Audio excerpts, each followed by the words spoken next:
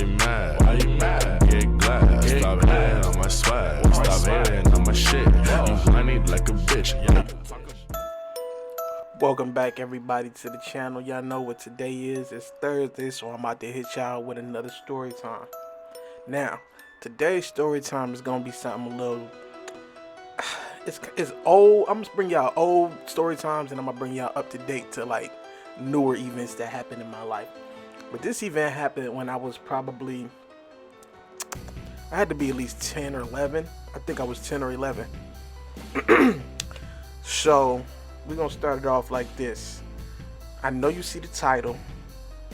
I know you like, what the hell's going on? Yes, I was only 10 or 11, but you will understand why this went down the way it went down by the end of the story. So I was going to school, you know what I'm saying, as us young kids do. You know, I had me a little crew, you know what I'm saying? And just to give you a kind of a vivid picture of this, I grew up in Buffalo. Everybody knows this. Buffalo is on right now. I'm gonna just be honest, we bringing hip hop back to where it's supposed to be. You know what I'm saying? Shout out to Conway, shout out to Benny, shout out to West Side Gun. You know, them niggas actually grew up in the area I grew up in too. So I'm gonna put it on the screen. This is my old street right here, and this is Conway's video. I'm gonna put it in the video, whatever. So I was going to school as a youngin', you know, and I wasn't a bully and I wasn't no punk. I just went to school. I'd rather just go to school and do what I had to do because my mom, she didn't play. So I'd rather go to school, do what I had to do rather than come home and get in trouble. You know what I'm saying? So I would go home, I would go to school, I would go home every day, my daily routine. So like where I live, you know, the bus pick you up at the bus stop and they drop you off at that same spot when you get out of school. So every day, when you getting out of school, you winding down. You know, kids is gonna be kids. You know what I'm saying? When you getting out of school, you winding down. It's your chill time. So we would be on the bus. I ain't gonna lie, we wasn't no bad kids. We wasn't wilding out, acting crazy. But you know what I'm saying? We did get. I ain't gonna lie, we gave the bus driver and the bus head a little disrespect sometimes. But we was young kids. We was little kids.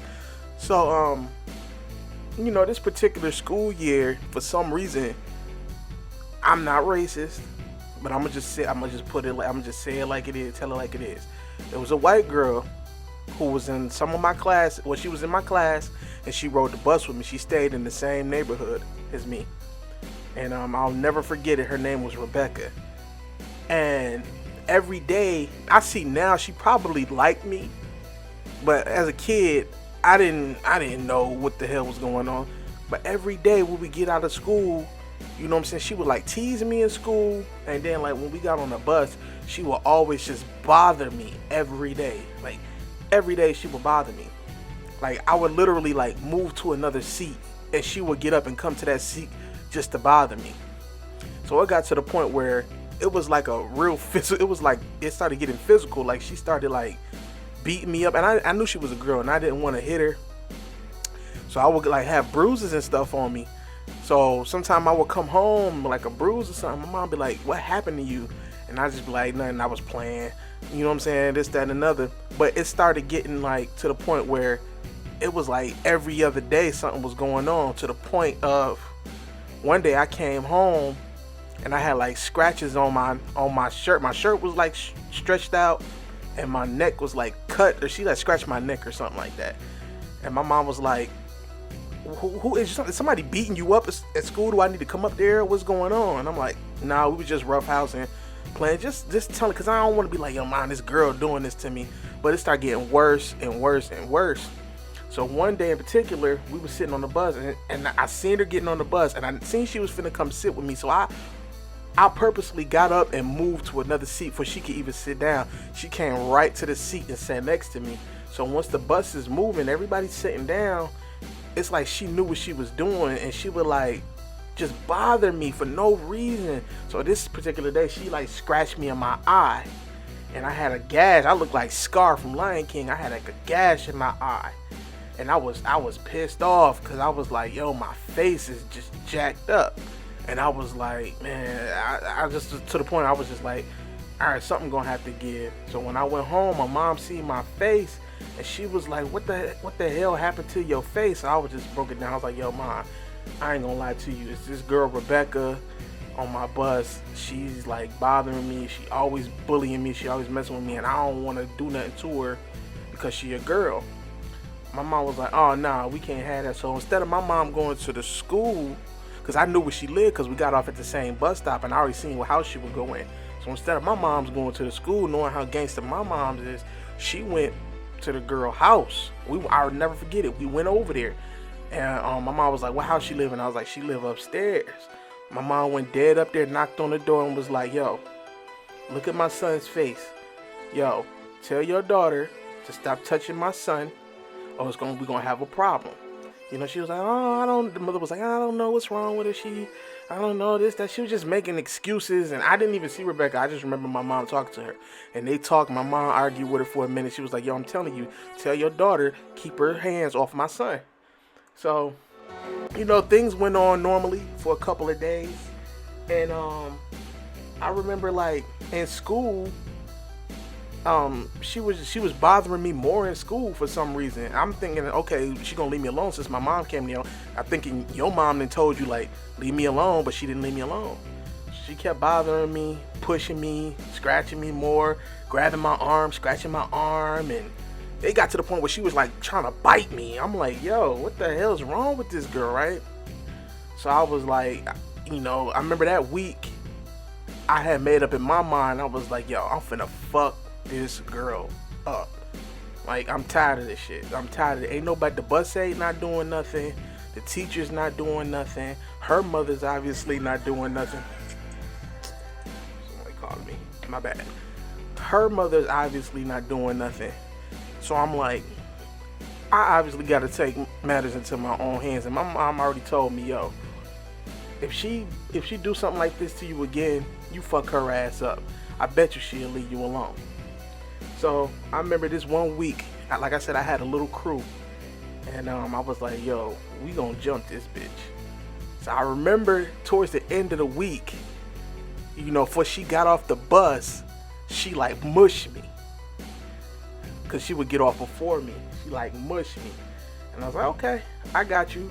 So I gathered I had three, I can't even remember their names, but we was like a crew. It was 3 dudes, and they didn't like her anyway, and it was like, yeah, we gonna help you. We gonna help you. We was like little kids, bro. We was little kids. And they was like, yeah, we gonna help you. We gonna fuck her ass up. We gonna fuck her ass up. Little ass kids, right? So I was like, cool.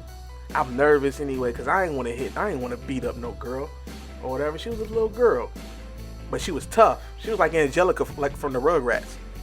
And so I remember towards the end of that week, I said, I'm gonna get off when she get off. So I got off the bus, and we was walking, and everybody's like, cause I went like to the left. I'm gonna show you. Matter of fact, go to my street right here. I'm gonna put this on the video. So I would go to the left this way, and she would go this way. But I followed her, cause it was a bush right here. I followed her, and when we got to about near her house, I was right behind her, and I pushed her in the street, and she almost got hit by a car. And I just left. I ran home. So the next day, I guess she was trying to get her get back. So she kind of like jumped on me, and she started pummeling me or whatever on the bus. So I was like, okay, I'm gonna get you. So I gathered up my friends, and I said, yo, something gotta give. We gotta beat this bitch ass. And they was like, cool, this is what we gonna do. We gonna try to get off the bus first, and we gonna wait by the end of the bushes. So when she get off the bus, we could grab her, and you could just do what you gonna do. I was like, cool. So all the way home, I'm nervous. I'm like, okay, it's about to go down. I'm like, Kevin Hart, like, it's about to go down.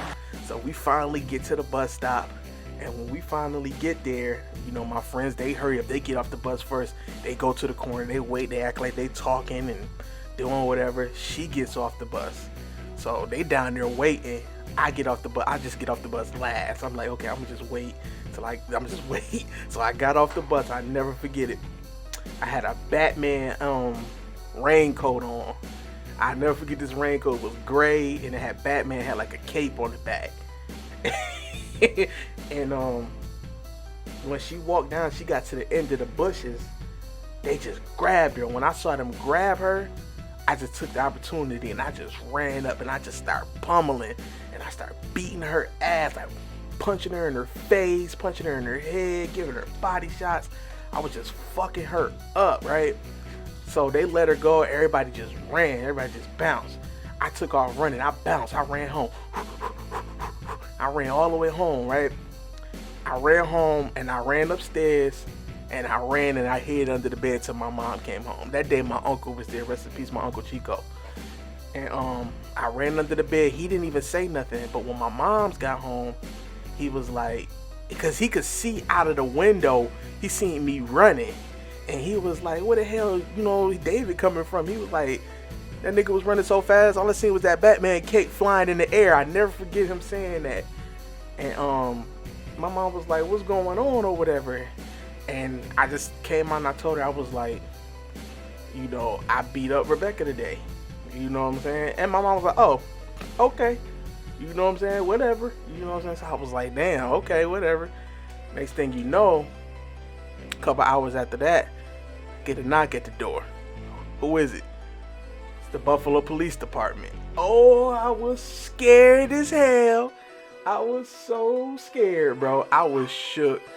I literally ran in my room and got back under the bed and hid under the bed again.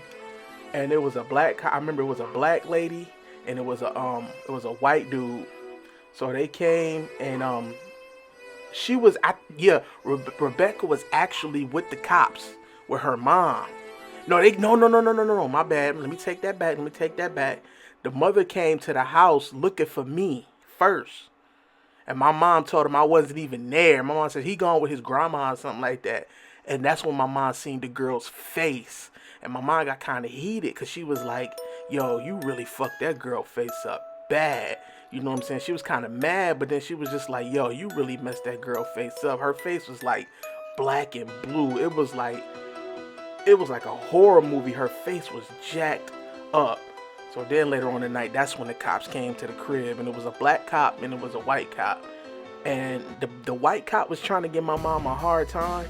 But my mom was explaining to the cops, like, I done already been to this girl's mother's house and explained the situation. She done scratched my son up. She done bruised him up. And I told her to tell her daughter to leave my son alone, or I'm going to get my son to slap the shit out of her. And that's exactly what happened. And the black cop was more understanding, but the white cop was kind of like, no, we need to take him downtown and he need to be questioned. And they talk about pressing charges and this, that, and another. But the black cop was just like, man, fuck all that. And plus, the house that I lived in, the dude, our landlord, he lived downstairs from us, and he was like the head of the police department anyway. So I wasn't really tripping no way. And it was just crazy, man. They was like, where's your son? And my mom was like, he ain't here. And she was like, your son not here. And then she was like, David, come on out. And I came out, and they checked me and looked at me and this, that, and another. And they asked me what happened. And I told them, I said, I didn't throw my friends on the bus. I didn't snitch on my friends. I'm not a snitch. But I was just like, she be messing with me all the time, beating me up on the bus, scratching me.